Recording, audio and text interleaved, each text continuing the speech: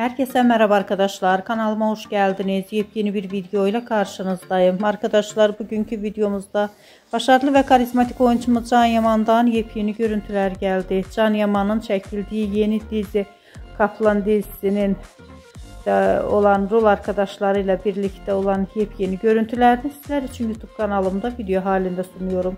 Umarım beğenirsiniz. Arkadaşlar videomu beğendiyseniz kanalımı izlemeyi ve bildirimleri açık tutmayı unutmayın. Hoşça kalın.